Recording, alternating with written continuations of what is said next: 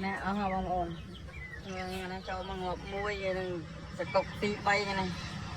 ở hai cái đó và năng hai giờ đây giang chăm mà mình tới tiếp theo giang chăm thế đây anh ấy pin pin dục dục là ở hai sao tí bay này ngọc này ហ្នឹងហើយបងប្អូនអញ្ចឹងបងប្អូនឃើញហើយនៅក្បាលវីដេអូហើយតែហ្នឹងហើយគេហៅថាការបរាជ័យបងប្អូនប៉ុន្តែភាពបរាជ័យវាមិនមែនជាបញ្ហាទេសំខាន់កុំឲ្យតែយើងបាក់ទឹកចិត្តឬក៏ព្រមចុះចាញ់ហើយពាក្យថាបរាជ័យហ្នឹងគឺជាអ្វីដែលខុសពីក្តីរំពឹងនៅអ្វីដែលមិនដល់ដូចថាមិនបានទៅមុខបងប្អូនប៉ុន្តែសំខាន់មិនបោះបង់ចោលទេបើយើងបោះបង់ចោលបានន័យថាយើងបរាជ័យហ្នឹងគឺរហូតតែម្ដងដរាបវាលែងរកភាពជោគជ័យឃើញបងប្អូនស្អីក៏ដោយឲ្យតែយើងមិនបាក់ទឹកចិត្តមិនព្រមចោះចាញ់ក្តីសង្ឃឹមរបស់យើងនៅតែមានហ្នឹងបងប្អូនគឺយើងត្រូវតែកែប្រែគ្រប់ស្ថានភាពទាំងអស់ដើម្បីរកភាពជោគជ័យឲ្យឃើញបងប្អូនហ្នឹងហើយនេះកូនរបស់ខ្ញុំបងប្អូនហើយកាត់បាន9គ្រាប់ទៀតហើយអាហ្នឹងសបុកទី3ហើយបងប្អូនហើយនេះខ្ញុំយកដាក់ឯថ្ងៃបន្តិចបងប្អូនដោយសារខ្ញុំអត់ឲ្យមេក្រុងអញ្ចឹងណាបងប្អូនអញ្ចឹងហើយក៏ព្រមឡើងហ្នឹងដាក់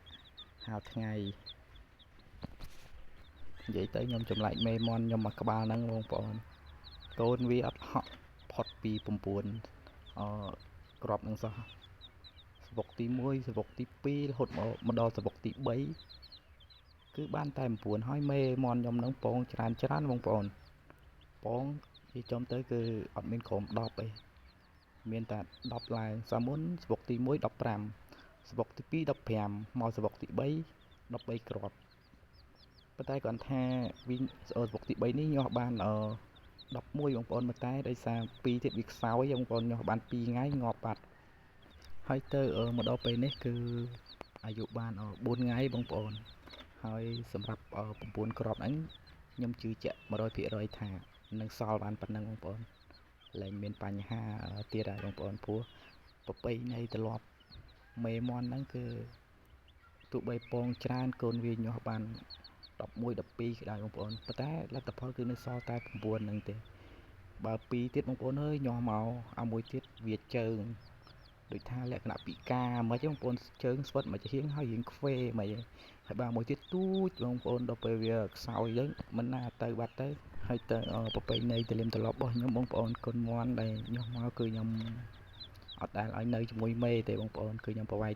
តាំងពីថ្ងៃញាស់មកបងប្អូនគាត់តែគាត់ថាយប់ឡើងខ្ញុំដាក់អំពូល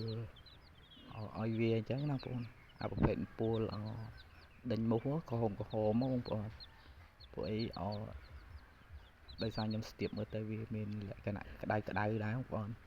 ហើយនឹងបាត់ត្រង់នេះខ្ញុំក្រានកាមបងប្អូនហើយពេលយប់ឡើងខ្ញុំបាត់ដបូលលើវាហ្នឹងឲ្យចិត្តហ្នឹងហើយហ្នឹងបងប្អូនសម្រាប់វីដេអូនេះអត់មានអ្វីបានជាចំណេះចេះដឹងចែកជូនទៅកាន់បងប្អូនទាំងអស់គ្នាទេបងប្អូនអើយដោយសារខ្ញុំនឹងដៃថ្មីគ្រប់យ៉ាងគឺកំពុងតែសិក្សាស្វែងយល់អំពីការចិញ្ចឹមមាន់ថែអាសាមាន់ថែអាសាកូនមាន់បងប្អូនសំខាន់ណាស់តែអាសាខ្ញុំគិតថាចេះថែអាសាកូនគឺគ្រប់យ៉ាងគឺនឹងល្អបងប្អូនប៉ុន្តែគាត់ថាខ្ញុំដៃថ្មីអញ្ចឹងខ្ញុំគិតថាខ្លួនឯងនៅស្ទើរនៅខើចអញ្ចឹងអត់ហ៊ានចែកជូនបងប្អូនទេហ្នឹងបងប្អូនគ្រប់លាទាំងអស់គ្នា